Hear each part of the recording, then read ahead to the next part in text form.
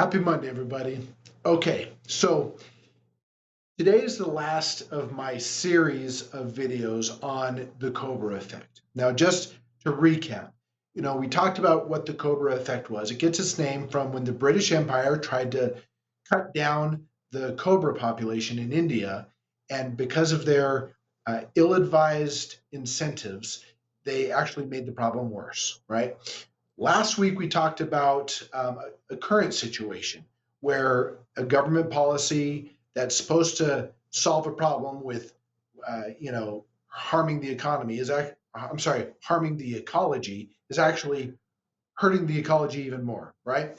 Okay, so today I'm going to kind of cast our vision into the future and say, all right, how can we potentially anticipate what the government might be doing that will have a future impact that's unintended for what the government says they want? So let's look at energy, right?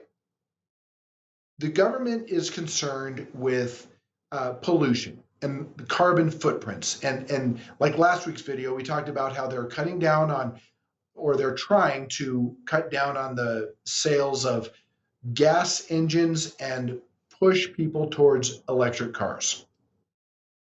Now, regardless of your thoughts on this, that is the current incentive, as well as the governor here in New Mexico. Okay, so if you're an oil producer and you're hearing these messages that, hey, the whole world's going to be driving electric cars, we're going to do away with oil. Are you incentivized to go explore for more oil? No, absolutely not. What you're thinking as an oil producer is, well, we got some oil production. Let's just bide our time, and maybe another administration might reverse this, and then it might be worth our time to produce more oil, go explore more oil, find it, produce it, and all that.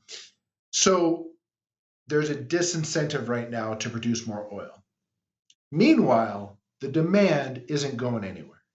And Greg and I, we don't think it's going to go anywhere for probably the next 50 years. Oil is what runs the world. It runs the planet. So that demand isn't going anywhere. And even if it did start to slow down here in the United States, which it's not, but let's say it did, we still have the rest of the world to think about. And China is in no hurry to not give cars to every citizen they have. In fact, they want to, and they're not worried about the environment either. Same with India, right? So that oil demand is continuing to rise at a slow pace, but the oil production isn't there. So what happens when you don't produce more, but you're demanding more of it? Prices go up, right? So meanwhile, the current oil producers, they haven't been producing more, but what they're selling is going up in value. So they're actually being rewarded. Now, what's the solution to high prices? The solution to high prices is high prices. Why is that? This goes back to economic principle.